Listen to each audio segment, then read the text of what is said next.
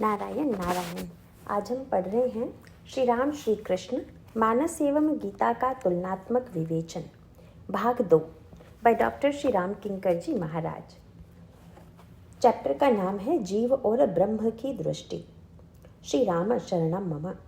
भगवान कृष्ण यदि नारायण हैं तो ऐसा माना जाता है कि अर्जुन नरावतार हैं। इन्हें हम ब्रह्म और जीव भी कह सकते हैं। गोस्वामी जी विनय पत्रिका में विभीषण का परिचय भी इसी रूप में देते हैं। साधारण दृष्टि से देखने पर तो विभीषण का चरित्र बड़ा अटपटा सा प्रतीत होता है। कभी कभी तो यह विवाद भी सामने आता है कि विभीषण के चरित्र को श्रेष्ठ माना जाए या निंदनीय माना जाए। जो लोग देश प्रेम या भ्रातृ प्रेम के संदर्भ को कसौटी मानकर विचार करते हैं, उनको तो यही प्रतीत होता है कि विभीषण देशद्रोही थे, क्योंकि उन्होंने रावण का साथ छोड़कर भगवान राम का साथ दिया तथा लंका के आक्रमण में भगवान राम की ओर से युद्ध किया। पर गोस्वामी जी विभीषण के चरित्र को एक बड़े ही विलक्षण रूप में प्रस्तुत करते हैं। गोस्वामी जी का जो संदेश है उसे दोनों ही संदर्भों में देखा जा सकता है। गीता के संदर्भ में देखें तो जो उपदेश भगवान कृष्ण अर्जुन को देते हैं उसका महत्व केवल अर्जुन के लिए ही नहीं है, वरन संसार के समस्त जीवों के लिए है। अर्जुन तो निमित्त मात्र हैं। यदि केवल अर्जुन के लिए होता तब तो एक ही वाक्य में वे अर्जुन को आदेश दे देते कि तुम्हें युद्ध करना पड़ेगा। अर्जुन भगवान का सखा है और उपनिषदों की भाषा में जीव और ब्रह्म दोनों ही नित्य सखा हैं। किंतु अर्जुन के सामने जो एक समस्या है उसका वर्णन करते हुए महाभारत में कहा गया है कि अर्जुन प्रारंभ में तो भगवान से अनुरोध करता है कि मेरे रथ को दोनों सेनाओं के मध्य में स्थापित करने की कृपा कीजिए। किंतु जब अर्जुन की दृष्टि युद्ध क्षेत्र में सामने खड़े अपने संबंधियों पर जाती है तो उसके अंतःकरण में करुणा की भावना उत्पन्न होती है। वह सोचता है कि इन पूज्य तथा संबंधी जनों पर शस्त्र का प्रहार करना उचित है क्या, और लगभग ऐसी ही कुछ समस्या विभीषण के जीवन में भी दिखाई देती है। विभीषण के मन में यही अंतर्द्वंद्व विद्यमान था कि रावण मेरा बड़ा भाई है और बड़ा भाई तो पिता के तुल्य माना जाता है। ऐसी स्थिति में क्या यह उचित है कि मैं बड़े भाई का परित्याग कर श्री राम की शरण में जाऊं? इस प्रकार यहाँ भी किसी न किसी रूप में संबंध की समस्या विद्यमान है। बहिरंग दृष्टि से देखने पर ऐसा लगता है कि विभीषण के लिए श्री राम पराये हैं, क्योंकि श्री राम दूसरे देश के हैं, दूसरी जाति के हैं, दूसरे कुल के हैं और विभीषण तथा श्री राम का कोई परस्पर संबंध नहीं है। दूसरी ओर रावण और विभीषण एक देश के हैं, एक कुल के हैं और भाई भाई हैं। विभीषण के सामने संबंध के कारण यह प्रश्न था कि मैं रावण के विरुद्ध विद्रोह कैसे करूं? इस प्रकार मूल समस्या दोनों में समान ही है। अतः इस समस्या का समाधान भगवान कृष्ण और भगवान राम ने जिस रूप में प्रस्तुत किया उसके अंतरंग तथा बहिरंग अर्थ पर विचार करने की आवश्यकता है। विनय पत्रिका में गोस्वामी जी कहते हैं कि विभीषण केवल त्रेता युग में ही नहीं थे, बल्कि हम सब जितने जीव हैं सब विभीषण ही तो हैं। अंतर इतना है कि लंका में रहने वाले विभीषण तो दिखाई दे रहे हैं, पर आज आवश्यकता यही है कि किसी प्रकार विभीषण लंका के विरुद्ध विद्रोह करें। विभीषण भी प्रारंभ में तो बहुत दिनों तक लंका में रहते हैं, किंतु बाद में एक ऐसा अवसर आता है जब वे लंका का परित्याग कर देते हैं। गोस्वामी जी विभीषण का परिचय देते हुए कहते हैं कि वस्तुतः जीव ही विभीषण है। जीव भवदधि सेवक विभीषण बसत मध्य दुष्टाटवी ग्रसित चिंता। इसे यदि व्यक्ति के संदर्भ में देखें तो यहाँ पर भी व्यक्ति का एक वह रूप दिखाई दे रहा है जिसे हम शरीर के रूप में देखते हैं। पर प्रश्न यह है कि क्या वह केवल शरीर ही व्यक्ति है, अथवा व्यक्ति के जीवन में शरीर के साथ कोई और भी तत्व विद्यमान है? हमारे शास्त्रों की मान्यता है कि शरीर ही सब कुछ नहीं है, बल्कि शरीर में जो जीव तत्व है उसी के द्वारा शरीर चैतन्य है, और जिस दिन जीव शरीर से अलग हो जाएगा उस दिन शरीर तो केवल जला देने योग्य ही रह जाएगा। फिर इस शरीर का कोई उपयोग नहीं रहेगा। पर सबसे पहले यह विचारणीय प्रश्न है कि हम हैं कौन, क्योंकि इस प्रश्न पर विचार किए बिना धर्म का निर्णय हो ही नहीं सकता। यही प्रश्न विभीषण के सामने भी था। विभीषण ने प्रारंभ में जिस धर्म का पालन किया और बाद में जिस धर्म का पालन किया, उन दोनों में भिन्नता दिखाई देती है। महाभारत संदर्भ में भी यही समस्या है। पहले तो अर्जुन ने भीष्म, द्रोण आदि की पूजा की, दुर्योधन से सगे भाई की तरह प्रेम किया, पर बाद में भगवान कृष्ण के आदेश से उन्हीं पर शस्त्र का प्रहार किया। यद्यपि यहाँ पर तो भगवान ने स्वयं आदेश दिया कि इन पर प्रहार करो, पर भगवान राम ने विभीषण को शस्त्र से प्रहार करने का आदेश नहीं दिया, बल्कि भगवान राम ने रावण के ऊपर स्वयं शस्त्र प्रहार किया। वैसे दोनों प्रसंगों में बात एक ही है। भगवान ने दो अलग अलग रूपों में अपना परिचय दिया। भगवान के विषय में दो मान्यताएं हैं। इनमें एक तो वेदांत और कर्म सिद्धांत की मान्यता है, जिसमें कहा जाता है कि व्यक्ति को जो दुख सुख मिलता है वह उसके अपने ही कर्मों का परिणाम होता है। काहू न को सुख दुख कर दाता, निज कृत कर्म भोग सबु भ्राता। ज्ञान सिद्धांत की मान्यता है कि वस्तुतः ब्रह्म कुछ नहीं करता, और भक्ति शास्त्र की मान्यता है कि राम की न चाह ही सोई होई, करे अन्यथा अस नहीं कोई। जो कुछ करते हैं वह भगवान ही करते हैं, और इन दोनों पंक्तियों को पढ़कर दुविधा उत्पन्न होना स्वाभाविक ही है कि फिर ठीक क्या है। इस बात को लेकर लोग बड़ा उलझते हैं, और केवल इसी संदर्भ में नहीं बल्कि रामायण तथा गीता के संदर्भ में भी इस तरह का विवाद होता है। भगवान शंकराचार्य सहित कुछ आचार्यों की मान्यता है कि गीता में ज्ञान सिद्धांत का प्रतिपादन मुख्य है, पर रामानुजाचार्य महाराज की मान्यता है कि गीता का अंतिम प्रतिपाद्य भक्ति सिद्धांत है। हमारे इस युग के आचार्य लोकमान्य तिलक का आग्रह है कि गीता का प्रमुख उद्देश्य कर्मयोग है, इसमें कर्म को ही मुख्यता दी गई है। ऐसी स्थिति में साधारणतया व्यक्ति अनिर्णय की रस्सी में उलझ जाता है। यह उलझन कोई अस्वाभाविक नहीं है, बल्कि सत्य तो यह है कि जब गीता का उपदेश सुनने वाला अर्जुन स्वयं ही उलझ गया, वही समझ नहीं रहा था कि भगवान क्या कहना चाहते हैं, तो यदि बाद में पढ़ने वाले उलझ जाएं तो आश्चर्य क्या है। भगवान कृष्ण ने गीता में जो उपदेश दिया उसमें भी कहीं पर तो वे ज्ञान की महिमा का प्रतिपादन करते हुए कहते हैं, अर्जुन अपि चेदसि पापेभ्यः सर्वेभ्यः पापकृत्तमः सर्वज्ञानप्लने वृजनम संतरिष्यसि। तुम अगर समस्त पापियों में भी घोर पापी हो, फिर भी ज्ञान की नौका के द्वारा तुम महान से महान पाप के सागर को पार कर सकते हो। इसीलिए ज्ञान रूपी नौका का आश्रय लेना चाहिए। और कहीं कर्म सिद्धांत का प्रतिपादन करते हुए कहते हैं कि अर्जुन, तुम कर्म से विरत होकर एक क्षण भी नहीं रह सकते, इसलिए तुम्हें कर्म करना चाहिए। फिर अंत में भक्ति का उपदेश देते हुए कहते हैं कि सर्वाधर्मान परित्यज्य मामेकम शरणम व्रज। सारे धर्मों का परित्याग करके तू केवल मेरी शरणागति ग्रहण कर ले। इस प्रकार गीता में भगवान कभी ज्ञान, कभी भक्ति और कभी कर्म की महिमा का प्रतिपादन करते हुए दिखाई देते हैं। अर्जुन के सामने यही उलझन है कि वे भी नहीं समझ पाते कि इनमें से कौन सी बात ठीक है। किंतु भगवान कृष्ण से अर्जुन की मित्रता अधिक थी और संकोच कम था। इसीलिए अर्जुन ने निसंकोच होकर कह दिया कि महाराज, आप मेरा भ्रम छुड़ाने के लिए उपदेश दे रहे हैं या भ्रम बढ़ाने के लिए, क्योंकि व्यामी श्रेणेव वाक्येन बुद्धिम मोहयसीव में। आप जो बातें कह रहे हैं वे परस्पर एक दूसरे को काटने वाली प्रतीत हो रही हैं। इसीलिए मुझे तो कृपा करके यह स्पष्ट रूप से बताएं कि इनमें सब में ठीक क्या है। आज भी प्रश्न यही है कि व्यक्ति के लिए ठीक क्या है, कर्म सिद्धांत ठीक है कि ज्ञान अथवा भक्ति सिद्धांत। और इसके उत्तर में रामायण तथा गीता में जो सूत्र दिया गया वह बड़े काम का है। गीता में भगवान ने धर्म के साथ एक अनोखा शब्द जोड़ दिया, स्वधर्मे। वे अकेले धर्म शब्द का प्रयोग नहीं करते, अपितु कहते हैं कि अर्जुन, तुम अपने स्वधर्म का पालन करो। और गीता में जो वाक्य कहा गया है, ठीक वही वाक्य रामायण में दोहराया गया है।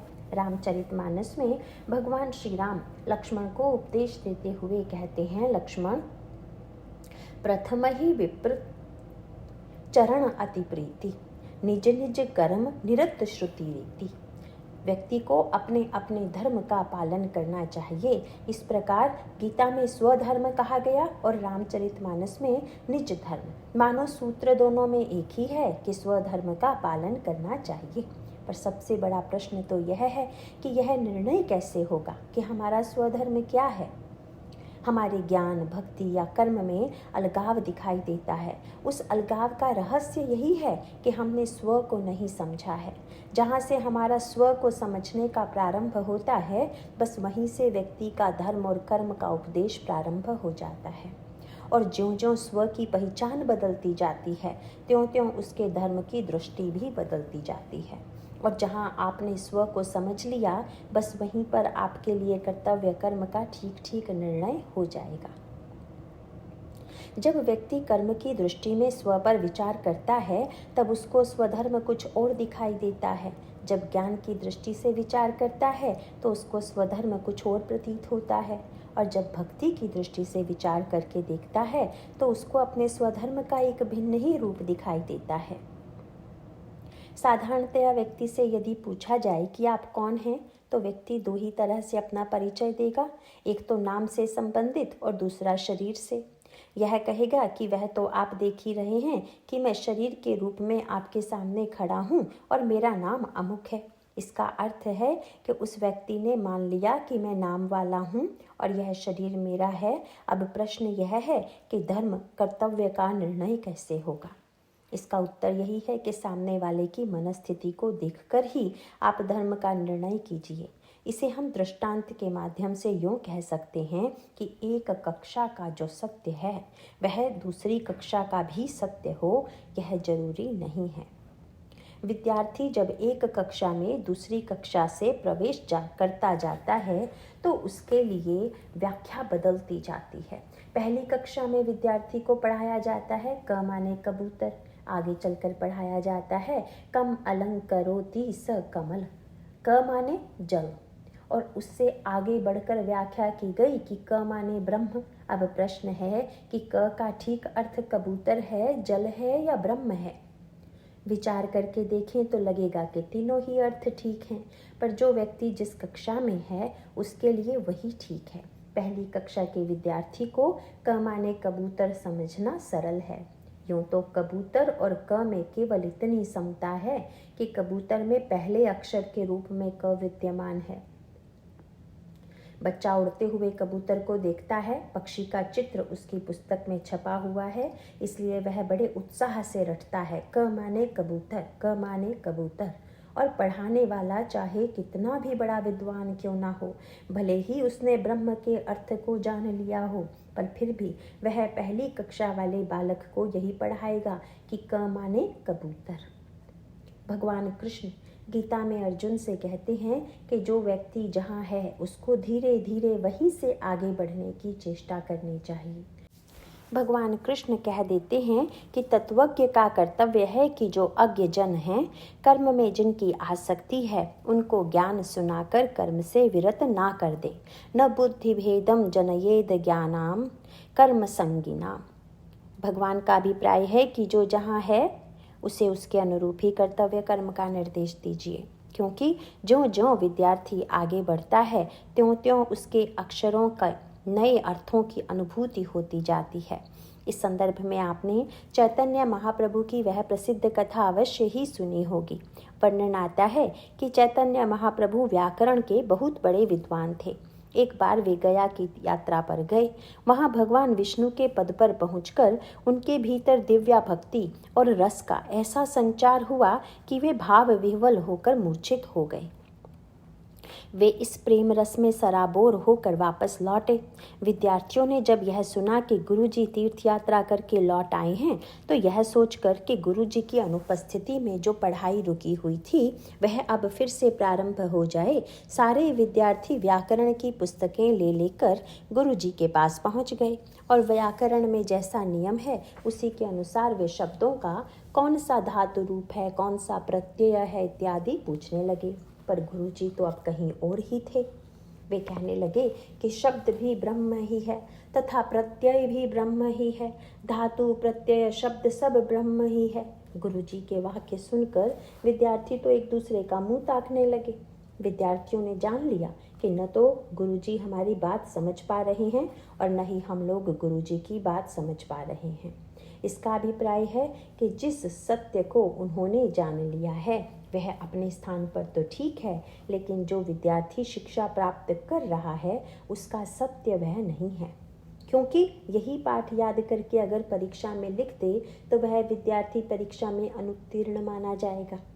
रामायण में बड़ी मीठी बात आती है कि भगवान श्री राम ने सुग्रीव से मित्रता करने के पश्चात प्रतिज्ञा की कि सुन सुग्रीव मारी हूँ बाल ही एक ही बाण, ब्रह्म रुद्र शरणागत हूँ गए न उबरहि प्राण। लेकिन अचानक सुग्रीव की स्थिति बदल गई और सुग्रीव नए स्वर में बोल पड़े। उन्होंने भगवान से कहा कि अब मेरा विचार बदल गया है, मुझे ज्ञान हो गया है। गोस्वामी जी ने शब्द यही लिखा कि उपजा ज्ञान वचन तब बोला। सुग्रीव को लगा कि उसे ज्ञान हो गया है, इसलिए वह भगवान से बोला और उसने सबसे पहले यही कहा कि नाथ कृपा मन भयउ अलोला। महाराज, आपकी कृपा से मेरा मन अब पूरी तरह से शांत हो गया है, अब मुझ में चंचलता नहीं है। प्रभु ने पूछा, अब आपके विचार में कौन सी दृढ़ता आ गई है? चंचलता मिट जाने पर अब आप क्या चाहते हैं? उन्होंने कहा, महाराज, अब तो मुझे यह समझ में आ गया है कि शत्रु मित्र सुख दुख जग माही, माया कृत परमार्थ नाही। शत्रु मित्र सुख दुख सब ये माया के ही खेल हैं, वास्तविक नहीं है। अब तक जो मैं बाली को शत्रु समझ रहा था वह मेरी अज्ञानता की स्थिति थी, पर अब बाली से मेरी रंच मात्र भी शत्रुता नहीं है और अब तो मेरे मन में एक ही विचार आ रहा है कि अब प्रभु कृपा करहूँ एही भांति, सब तजी भजन करऊँ दिन राति। अब तो आप ऐसी कृपा कीजिए कि सब कुछ छोड़कर आपका भजन करूं। सुग्रीव ने जो कहा वह ठीक है या नहीं? क्योंकि लक्ष्मण जी ने निषाद राज को उपदेश देते हुए यही तो कहा था कि मोह निशा सब सोव निहारा, देखिए सपन अनेक प्रकारा।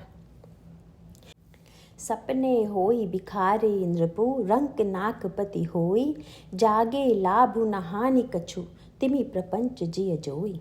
लक्ष्मण जी ने कहा, मित्र, यह सब मायाकृत स्वप्न का राज्य है और कुछ नहीं है। एक ओर तो लक्ष्मण जी सब कुछ छोड़कर भजन कर रहे हैं और दूसरी ओर सुग्रीव जी भी सब कुछ छोड़कर भजन करना चाहते हैं। इसका अभिप्राय तो यही हुआ कि सुग्रीव जी ने ठीक वही बात कही जो श्री लक्ष्मण जी ने कही। भगवान राम को तो इसे स्वीकार कर लेना चाहिए था, लेकिन प्रभु ने इसे स्वीकार नहीं किया। अर्जुन ने भी भगवान से बड़ी ऊंची बातें की। प्रारंभ में तो ऐसा लगा कि जैसे अर्जुन भगवान को समझाने की चेष्टा कर रहे हैं कि हम लोग कितनी बड़ी भूल करने जा रहे हैं। अर्जुन ने कहा, महाराज, अपने बूढ़े बड़ों को मारकर, अपने संबंधियों का वध करके इनके रक्त से सनी हुई पृथ्वी का उपयोग करें, इससे तो अच्छा है भिक्षा मांग कर खा लेना। अर्जुन की बात भी त्याग की है, अहिंसा की है, पर गीता में अर्जुन की बात सुनकर तथा रामायण में सुग्रीव की बात सुनकर दोनों भगवान पर यही प्रभाव पड़ा कि दोनों को हंसी आ गई। भगवान व्यास जी लिखते हैं, प्रहसन्निव भारत। भगवान खूब हंसे अर्जुन की बात सुनकर। और रामायण में भी गोस्वामी जी कहते हैं, सुनी बिराग संजुत कपिबानी, बोले भी हंसी राम धनु पानी। भगवान राम भी खूब हंसे और हंसी के बाद दोनों के व्यवहार में थोड़ी सी भिन्नता दिखाई देती है। सुग्रीव से भगवान राम की मित्रता तो है, पर नई नई मित्रता है, क्योंकि यह मित्रता आज ही हुई है। अर्जुन से भगवान कृष्ण जितने खुले हुए हैं, सुग्रीव से भगवान राम अभी उतने खुले हुए नहीं हैं। और मर्यादा की बात भी यही है कि जिससे ज़्यादा घनिष्ठता होती है उससे आप चाहे जो बात कह लीजिए, पर अगर मित्रता के प्रारंभ में ही चाहे जैसी बात कहने लगें तो सुनकर नए मित्र को बुरा लग सकता है। अर्जुन ने तो बड़े विस्तार से वर्णन किया कि महाराज, इस युद्ध का क्या परिणाम होगा यह आप देख रहे हैं ना। इस युद्ध में सारे योद्धा मारे जाएंगे, स्त्रियां विधवा हो जाएंगी, समाज में अनाचार तथा वर्ण संकरता फैलेगी, पितर लोग नरक में जाएंगे, इससे तो महान अनर्थ हो जाएगा। लेकिन इतना ऊंचा ज्ञान तथा इतनी ऊंची त्याग की बात सुनकर भी भगवान खूब हंसे और फिर बिल्कुल स्पष्ट शब्दों में कह दिया, अर्जुन, तुम बोल तो रहे हो पंडितों की तरह, लेकिन जो तुम बोल रहे हो वह भाषा और पांडित्य तुम्हारे व्यवहार से सिद्ध नहीं हो रहा है। अशोच्या नान्व शोचस्त्वं प्रज्ञावादांश्च भाषसे गतासूंश्च नानुशोचन्ति पंडिताः। अर्जुन की बात पर भगवान को दो कारणों से हंसी आई, क्योंकि अर्जुन जब भगवान से बताने लगे कि इस युद्ध का क्या क्या दुष्परिणाम होगा, तब इसका अर्थ तो यही निकला कि भगवान दूर तक नहीं देख पा रहे हैं और अर्जुन दूर तक देख रहा है। मानो जीव की दृष्टि हो गई विशाल और ईश्वर की दृष्टि हो गई सीमित। और दूसरी ओर भगवान को यह सोचकर हंसी आ गई कि बड़े आश्चर्य की बात है कि यह संसार तो मेरा बनाया हुआ है, इसलिए इसके बनने बिगड़ने की चिंता तो मुझे होनी चाहिए, पर हो रही है इस बेचारे को। मेरा बोझ यह अपने सिर पर ढो रहा है। 5 वर्ष का नन्हा बालक यदि पिता के सिर पर रखे हुए बोझ को देखकर पिता से कहे, पिताजी दीजिए मैं आपका बोझ हल्का कर दूं, तो बुद्धिमान पिता को बच्चे की बात सुनकर हंसी आ जाएगी। वह कहेगा, बेटा मेरा यह बोझ मेरे ही सिर पर रहने दो। हाँ, अगर तुम थक गए हो तो तुम्हारा भी बोझ मैं उठा लूं, यही अच्छा रहेगा। पिता का अभिप्राय होगा तो यही कि तुम अभी मेरे बोझ की चिंता करने योग्य नहीं हुए हो, बल्कि तुम अपना बोझ भी मेरे ऊपर डाल दो। भगवान को यह सोचकर हंसी आ रही है कि अर्जुन मुझसे त्याग और अहिंसा की बातें कर रहा है। इससे लगता है कि इसे यह भ्रम हो गया है कि जिस दुष्परिणाम को मैं नहीं देख पा रहा हूँ, उसकी यह अर्जुन समझ रहा है। इसका तो अर्थ यही हुआ कि मेरे मन में हिंसा तथा भोग के प्रति प्रेम है और अर्जुन के मन में त्याग तथा अहिंसा की वृत्ति विद्यमान है। इसीलिए भगवान कृष्ण ने फटकारते हुए कहा, अशोच्यानन्व शोचस्त्वम। तुम सोच न करने वालों के लिए सोच कर रहे हो और बोल रहे हो तत्व ज्ञान की भाषा। यद्यपि भगवान राम ने यह वाक्य नहीं कहा जो भगवान कृष्ण ने कहा, लेकिन भगवान ने सुग्रीव का एक वाक्य तो काट ही दिया। इस संदर्भ में गोस्वामी जी शब्द रचना का चमत्कार दृष्टव्य है। तुलसीदास जी ने लिखा कि सुनी बिराग संजुत कपिबानी, बोले बिहंसी राम धनु पानी। बंदर की वैराग्य भरी वाणी सुनकर प्रभु को हंसी आ गई। बंदर कह रहा है कि मेरी चंचलता छूट गई, और जब बंदर की चंचलता छूट गई तब तो कहना ही क्या है। बंदर शब्द का प्रयोग गोस्वामी जी ने इसीलिए किया है क्योंकि बंदर चंचलता का मूर्तिमान स्वरूप है। कपि चंचल सब ही विधिहीना। भगवान राम ने इसे उसी अर्थ में लिया। प्रभु ने सोचा कि बंदर का स्वभाव है कि वह कब किस डाली पर छलांग लगा ले, इसका कोई ठिकाना नहीं। इसी प्रकार से सुग्रीव की ये इधर उधर की छलांगे लग रही हैं। इसलिए भगवान ने हंसकर कहा, जो कहूँ कहूँ सत्य सब सोई। मित्र, जो कुछ तुमने कहा वह बिल्कुल ठीक है, क्योंकि जो सिद्धांत तुम कह रहे हो इसका कोई खंडन नहीं कर सकता। पर अंत में भगवान राम एक वाक्य जोड़कर दूसरी पद्धति से कहते हैं कि जो कछु कहूँ सत्य सब सोई, लेकिन सखा वचन मम मृषा न होई। तुमने जो कहा वह तो बिल्कुल ठीक है, पर मेरा वचन भी तो झूठा नहीं हो सकता। भगवान राम का तात्पर्य था कि तुम उस विद्यार्थी की तरह बोल रहे हो जो है तो पहली कक्षा में, पर कहीं से उसके कान में बात पड़ गई है उच्च श्रेणी की कक्षा की, और उसी रटी रटाई बात को वह दोहरा रहा है। इसीलिए भगवान ने कहा, तुमने जो कहा वह तो ठीक है, पर मैंने जो कहा वह भी बिल्कुल ठीक है। भगवान राम के इस वाक्य का सुग्रीव ने सही अर्थ नहीं लिया। सुग्रीव ने अर्थ लिया कि अगर भगवान मेरी बात मानकर मुझे भजन करने देंगे तो इससे भगवान का वचन झूठा हो जाएगा। सुग्रीव को लगा कि भगवान को अपने वचन की चिंता हो गई है, और तब सुग्रीव लगे भगवान पर एहसास लादने। बोले, महाराज मैं तो बाली से नहीं लड़ना चाहता, पर अब आपको अपने सत्य की चिंता है तो फिर ठीक है। उनका तात्पर्य है कि मैं अपने लिए नहीं बल्कि आपका सत्य बचाने के लिए लड़ूंगा। भगवान कृष्ण ने गीता में अर्जुन को समझाया भी और दिखाया भी। समझाने का अभिप्राय है जो उपदेश दिया, और दिखाने का अभिप्राय है जो विराट रूप दिखाया। इस प्रकार गीता में भगवान कृष्ण ने दिखाया कि मैं ही साक्षात काल रूप हूँ। जो विनाश हो रहा है उसके मूल में मेरी ही इच्छा विद्यमान है। इसके द्वारा मानो भगवान ने अर्जुन को यह सूत्र दे दिया कि इससे पहले अगर तुम इस कार्य को करते तो यह समझते कि इसे करने वाले तुम हो, पर अब जब इस विनाश के मूल में मेरा रूप देख लिया तो समझ लो कि यह मेरा ही संकल्प है, और मेरा संकल्प उचित है, उपयुक्त है। इसीलिए मैंने इस प्रकार का संकल्प किया है। भगवान कृष्ण ने बताया कि अर्जुन, अगर तुम युद्ध से विरत हो जाओगे तो जानते हो सामने वाले योद्धाओं पर इसका क्या प्रभाव पड़ेगा।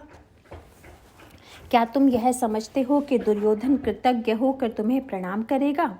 क्या वह तुम्हारी यह कहकर प्रशंसा करेगा कि अर्जुन में कितनी अहिंसा और त्याग की वृत्ति है? ना, ये जितने भी योद्धा देख रहे हैं उनमें से कोई भी तुम्हारी प्रशंसा नहीं करेगा, बल्कि ये सब के सब कहेंगे कि रथ पर बैठकर लड़ने के लिए आ तो गया, पर सेना को देखकर डर के मारे भाग खड़ा हुआ। अवाचा वादांश्च बहून वदिष्यन्ति तवाहितः, क्योंकि बुरा व्यक्ति तो बुरा अर्थ ही लेगा।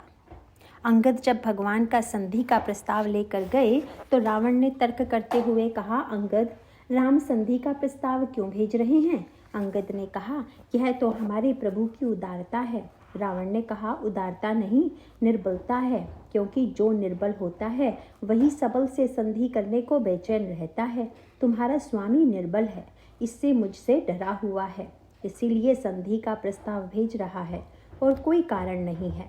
भगवान कृष्ण ने कहा, अर्जुन, जिस समय तुम रथ छोड़कर सेना का त्याग करके चलोगे तो तुम कहीं ना कहीं यह आशा तो अवश्य ही करोगे कि लोग मेरे इस त्याग को देखकर मेरी वंदना करें। मनुष्य के मन में यह दुर्बलता स्वाभाविक रूप से होती है। कुछ लोग धन, वैभव, पद आदि का संग्रह करते हैं, और कुछ लोग ऐसे भी होते हैं जो इनका त्याग कर देते हैं। लेकिन उनमें एक बात जरूर दिखाई देती है कि जो लोग संग्रह करते हैं वे तो संग्रह से प्रसन्न होते हैं, पर जो त्याग करते हैं वे तभी प्रसन्न होते हैं जब दूसरे लोग कहें कि आप बड़े त्यागी हैं, आपने बड़ा त्याग किया है। इसका अभिप्राय है कि त्यागी लोग भोजन के भूखे भले ही ना हो, पर प्रशंसा के भूखे रह जाते हैं। वे नमक और चीनी भले ही ना खाएं, पर जब लोग कहते हैं कि ये इतने बड़े त्यागी हैं कि नमक और चीनी दोनों छोड़ दिए हैं, तो बड़े प्रसन्न होते हैं। इसका अभिप्राय है कि नमक, शक्कर तो छूट गया, पर प्रशंसा का स्वाद नहीं छूटा।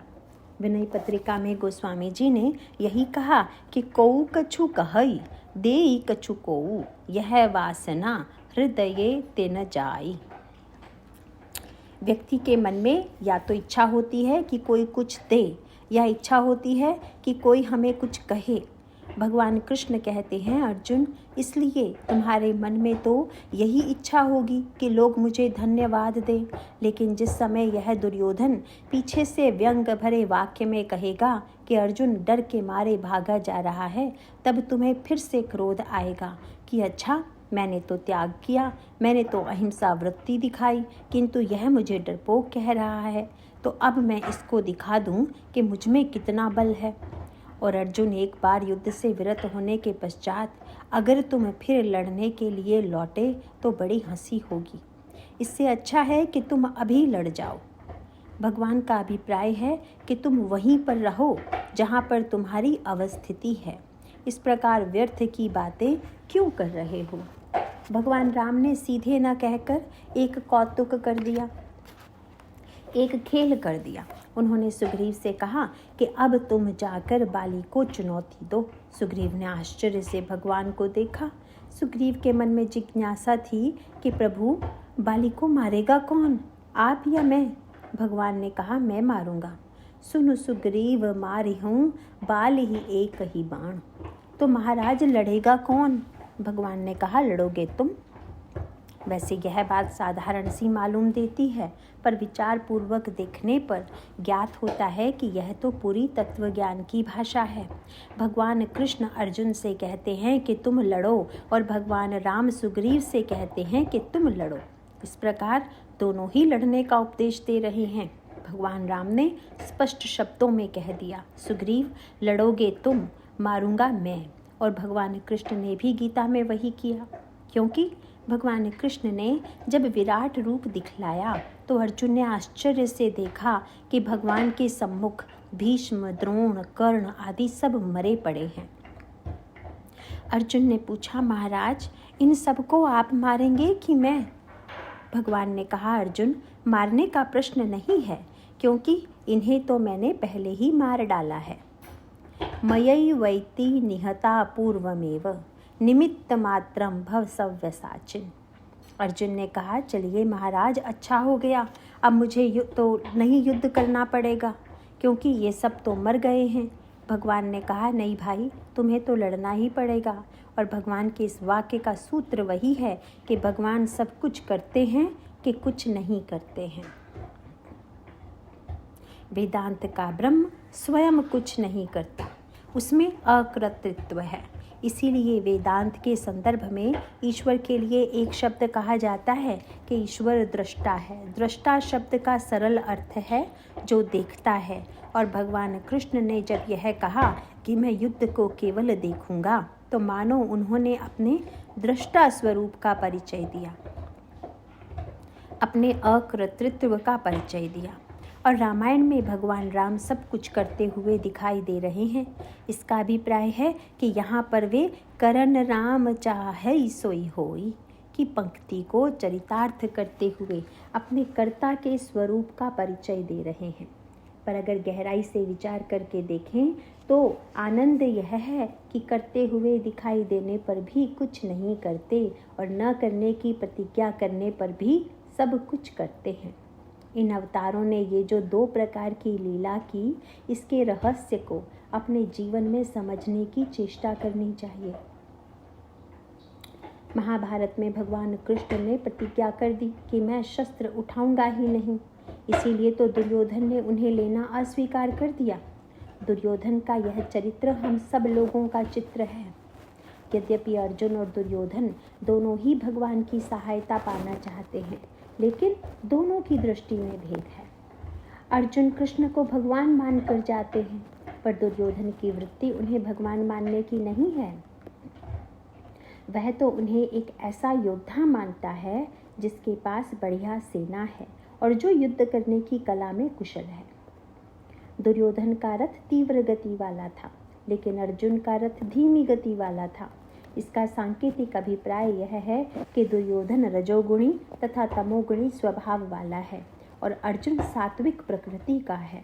सात्विक प्रकृति वाला जरा धीरे धीरे चलता है, पर राजसी प्रकृति वाला शीघ्रता से चलता है, क्योंकि उसके अंदर पाने की तीव्रतम अभिलाषा है, करने की तीव्रतम उत्कंठा है, और वही उत्कंठा उसकी गति में तीव्रता के रूप में दिखाई देती है। इसीलिए भगवान के पास दुर्योधन पहले पहुंच गया और जाकर सेवक से उसने पूछा, कहाँ हैं श्री कृष्ण? सेवक ने कहा, भीतर हैं। जब भीतर जाकर दुर्योधन ने देखा तो भगवान नहीं दिखाई दे रहे थे, क्योंकि भगवान तो पीताम्बर से अपने को पूरी तरह ढके हुए थे। इसका अभिप्राय है कि प्रथम दृष्टि से देखने में तो ऐसा लगा कि जैसे दुर्योधन भी भगवान के पास पहुंच गया, पर दुर्योधन यह है कि उसने भगवान को न देखकर उस पीताम्बर को देखा जो भगवान को ढकने वाला है, और यह पीताम्बर भगवान की माया है। उस माया को ही देखता हुआ दुर्योधन बैठ गया। भगवान ने यहाँ पर दो खेल किए, एक तो वे सो गए और दूसरा उन्होंने अपने को ढक लिया। इसका अभिप्राय है कि जब दुर्योधन जैसा कोई व्यक्ति जाता है तो भगवान सो जाते हैं और पीताम्बर से अपने को ढक लेते हैं। सो जाने का अर्थ है निष्क्रिय हो जाना, और पीताम्बर से ढक लेने का अर्थ है माया से आवेशित हो जाना।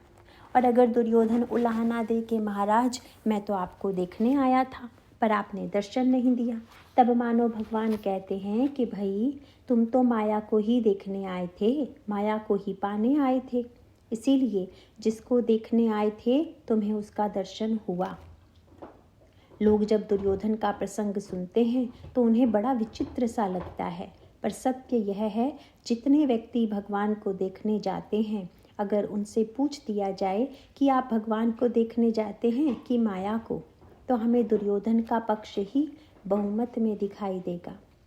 इन दो रूपों के बाद आगे चलकर भगवान के एक तीसरे स्वरूप का भी साक्षात्कार होता है। वह रूप है जागने वाले ईश्वर का। वर्णन आता है कि ज्यों ही अर्जुन ने कमरे में प्रवेश किया और आकर चरणों के पास बैठे, तुरंत भगवान ने पीतांबर हटाया और पूछा, अर्जुन कब आए? पीछे से दुर्योधन बोल पड़ा, महाराज पहले मैं आया था। भगवान ने पीछे लौट कर देखा और मुस्कुराते हुए कहा, बड़ा संकट है, तुम पहले आए पर देखा मैंने अर्जुन को पहले। बस सबसे बड़ी बात यही है कि ईश्वर की दृष्टि पहले किस पर पड़ी, ईश्वर का कृपा पात्र पहले कौन बना। भगवान कहते हैं कि आप दोनों एक ही उद्देश्य लेकर मेरे पास आए हैं, तो मेरे पास दो वस्तुएं हैं, एक ओर तो मैं हूँ और दूसरी ओर मेरी सेना है। मेरी सेना लड़ेगी पर मैं लड़ूंगा नहीं। फिर भगवान ने पूछा, अर्जुन तुम क्या लोगे? इसका अभिप्राय है कि ईश्वर हमसे पूछता है कि आपको संसार का सक्रिय वैभव चाहिए या मुझे प्राप्त करना चाहते हो। दुर्योधन घबरा कर सोचने लगा कि अगर कहीं अर्जुन ने सेना मांग ली तो फिर इन्हें ले जाकर मैं क्या करूँगा। पर अर्जुन तो भिन्न प्रकार का जीव है। अर्जुन ने कहा, महाराज आप लड़ें चाहे ना लड़ें पर रहें मेरे साथ। दुर्योधन बड़ी प्रसन्नता से बोला, महाराज बंटवारा ठीक हो गया, आप मुझे अपनी सेना दे दीजिए, मैं जाना चाहता हूँ। और इस दृष्टि से महाभारत का यह युद्ध बड़ा अनोखा है, क्योंकि इसमें एक ओर भगवान है और दूसरी ओर से भगवान की सेना लड़ रही है। इसका तात्पर्य है कि जिनके पास बहुत शक्ति है, सामर्थ्य है, ऐश्वर्य तथा वैभव है, यह न समझिए कि वे भगवान के बड़े भक्त हैं। वे भगवान के प्रेमी हैं, भगवान को चाहने वाले हैं।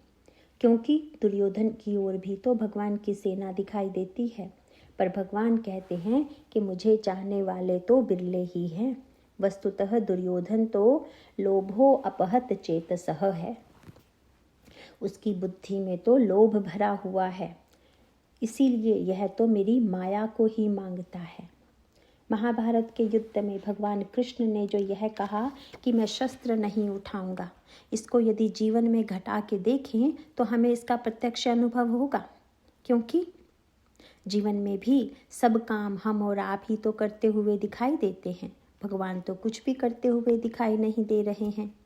पर गीता में भगवान ने विराट रूप दर्शन के द्वारा अर्जुन के माध्यम से मानो हम सबको यह उपदेश दे दिया कि मैं अगर कुछ न करता हुआ भी दिखाई पड़ूं तो भी भ्रम में मत पड़ जाना, क्योंकि मैं न करने वाला दिखाई देता हुआ भी सभी कार्यों का करने वाला हूँ। बाहर से देखें तो संसार में ईश्वर न करने वाला और जीव करने वाला दिखाई देता है, पर वस्तुतः महाभारत के युद्ध में जो कुछ भी हुआ वह किसने किया।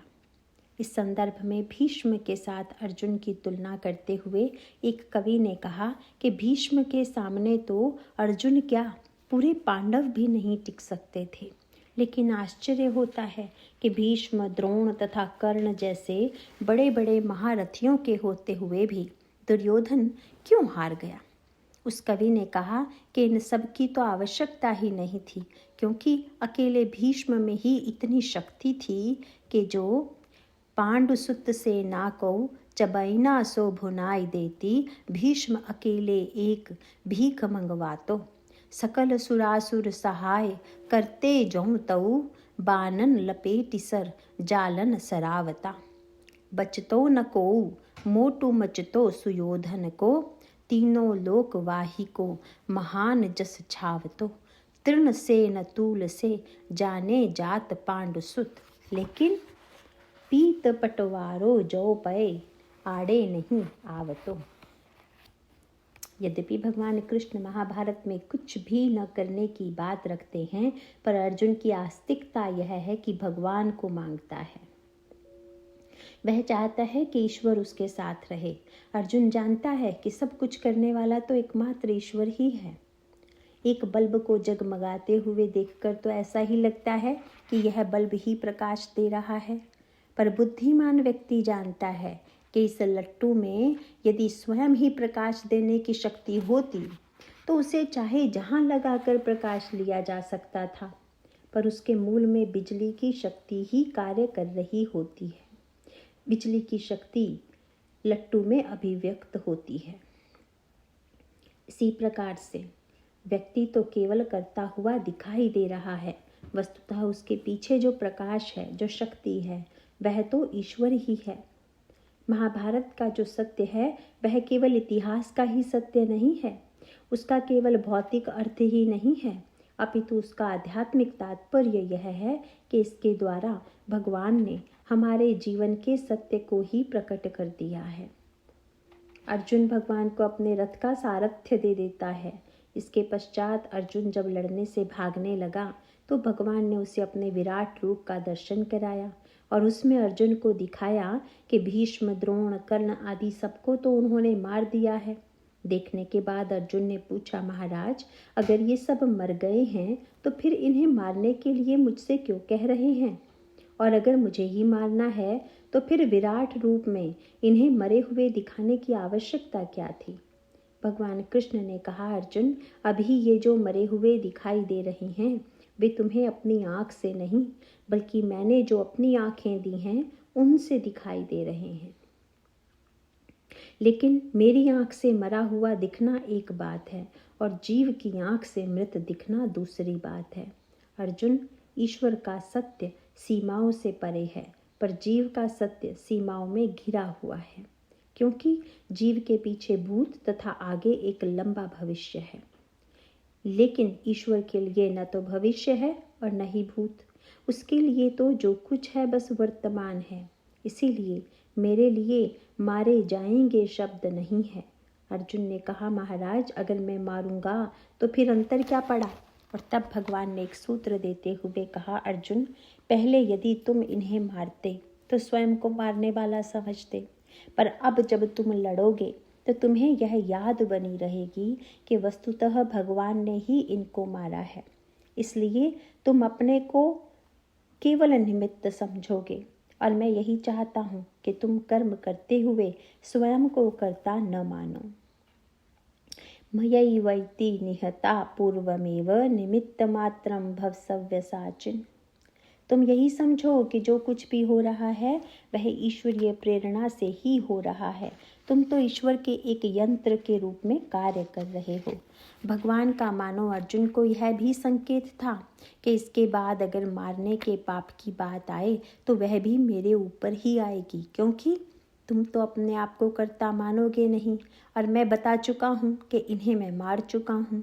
इस प्रकार भगवान कृष्ण ने यह स्पष्ट किया कि जीव कर्म करता हुआ भी कर्तृत्व रहित है, क्योंकि ईश्वर सर्वभूतानां हृदये अर्जुन तिष्ठति ब्राह्मण सर्वभूतानि यंत्रारूढ़ानि मायया। अंतर्यामी ईश्वर सारथी के रूप में प्रत्येक व्यक्ति के शरीर रथ में विद्यमान, जीवन रथ में विद्यमान है। यद्यपि रामायण में भी भगवान श्री राघवेंद्र ने सुग्रीव को वही बात बताई, पर पद्धति में थोड़ा अंतर है। भगवान राम ने जब यह कहा कि मैं बाली को मारूंगा तो ऐसा लगा कि भगवान ही सब कुछ करने वाले हैं, पर जब भगवान ने कह दिया कि तुम लड़ो तो मानो भगवान का भी अभिप्राय यही था कि वस्तुतः सब कुछ करने वाला तो ईश्वर ही है। पर व्यक्ति इस सिद्धांत का उपयोग कैसा करता है, महत्वपूर्ण यह है, क्योंकि दुरुपयोग तो दोनों सिद्धांतों का हो सकता है। ईश्वर सब कुछ करता है, इसका भी दुरुपयोग हो सकता है, और ईश्वर कुछ नहीं करता है, इसका भी दुरुपयोग हो सकता है। सब कुछ ईश्वर करता है, इसको सुनकर अगर लोग निश्चिंत हो जाएं कि जो पाप हो रहा है, जो बुराई हो रही है, वह सब ईश्वर ही करता है, तो यह बड़ा घातक हो जाएगा। कोई व्यक्ति अगर यह कहे कि चोरी करने से दंड नहीं मिलना चाहिए क्योंकि वह तो ईश्वर की इच्छा से हुआ है, तब उससे कहना पड़ेगा कि फिर जेल से दुख क्यों होना चाहिए, क्योंकि वह भी तो ईश्वर की इच्छा से ही हो रहा है। यदि आप दोनों में ही ईश्वर की इच्छा मान लें तब तो कोई बात नहीं, पर अगर किसी कार्य के आधे भाग को ईश्वर की इच्छा मान लें तब तो यह सिद्धांत का दुरुपयोग है। इसका अभिप्राय है कि सिद्धांत अहंकार छोड़ने के लिए है, पाप में प्रवृत्त होने के लिए नहीं। भगवान सब कुछ करने वाले हैं, यह बात सुनकर अगर व्यक्ति निष्क्रिय हो जाए तब वह कर्म से विरत हो जाएगा। भगवान राम सुग्रीव में निष्क्रियता नहीं आने देना चाहते हैं, इसीलिए उसे कर्म की प्रेरणा देते हुए कहते हैं, भले ही मैं मारूंगा पर लड़ना तुम्हें होगा। भगवान ने वस्तुतः सुग्रीव को यह बता दिया कि कर्म करना तुम्हारे हाथ में है, लड़ना तुम्हारे हाथ में है, पर मारने वाला जो फल है वह मेरे हाथ में है। सुग्रीव भगवान की बात को तुरंत समझ नहीं पाए, इसीलिए बाद में उन्होंने भगवान को बड़ा उलाहना किया। आगे चलकर वर्णन आता है कि जब बाली और सुग्रीव की लड़ाई शुरू हुई तो बाली ने कसकर ऐसा प्रहार किया कि बेचारे सुग्रीव तो चोट से व्याकुल होकर भाग खड़े हुए और लौटकर भगवान को उलाहना देते हुए कहा, महाराज, आपने मुझे वचन दिया था कि मेरी सहायता करेंगे, पर बाली मुझे पीटता रहा और आप देखते रहे। भगवान ने कहा, मित्र, एक रूप तुम भ्राता दो, तेहि भ्रम ते नहीं मारे सोई। मैं तो पहचान ही नहीं पाया कि कौन बाली है और कौन सुग्रीव है। वस्तुतः यह एक व्यंग भरा उत्तर था, क्योंकि सुग्रीव ने पहले ही कह दिया था कि मेरे लिए शत्रु मित्र में भेद नहीं है। तो भगवान का तात्पर्य था कि जब तुम में शत्रु मित्र का भेद नहीं है तो क्या मुझ में ही भेद रह गया है। मित्र, जीव तो अभी अभी अभेदवादी बना है, पर ईश्वर तो मूलतः अभेदवादी है, क्योंकि वह तो सब में समान रूप से विद्यमान है। और तब सुग्रीव जी अपनी कक्षा वाली भाषा बोले, क्योंकि जो भाषा पहले बोल गए थे वो तो अंतिम कक्षा वाली भाषा थी। पर अब सुग्रीव जी ने कहा, प्रभु, मैंने जो कहा था कि बाली मेरा बंधु है वह तो मुझसे बहुत बड़ी भूल हो गई थी। महाराज, बाली मेरा भाई नहीं, काल है। भगवान ने कहा, मित्र, तुमने बिल्कुल ठीक कहा। अगर वह तुम्हारा काल है तो उसका काल मैं हूँ। अब तुम्हें चिंता करने की आवश्यकता नहीं है। भगवान ने सुग्रीव से कहा कि मैं तुम्हें अपना बल देता हूँ, तुम फिर से जाकर लड़ो। किंतु विचित्रता यह है कि सुग्रीव फिर हार गए और तब भगवान ने बाली का वध किया। बाद में सुग्रीव ने पूछा, महाराज, आपने अपना बल देकर भेजा, फिर भी मैं क्यों हार गया? भगवान ने कहा, मित्र, तुमने मेरी प्रतिज्ञा पर ध्यान नहीं दिया। मैंने तो कहा था कि मैं मारूंगा, और तुम अगर जीत ही जाते तो फिर मेरे मारने की क्या आवश्यकता थी। वस्तुतः मेरी प्रतिज्ञा से ही तुम्हें समझ लेना चाहिए था कि तुम जीत नहीं सकते थे। मैं चाहता यह था कि तुम्हारे मन में असमर्थता की अनुभूति हो तथा तुम्हारे जीवन का अहंकार समाप्त हो जाए।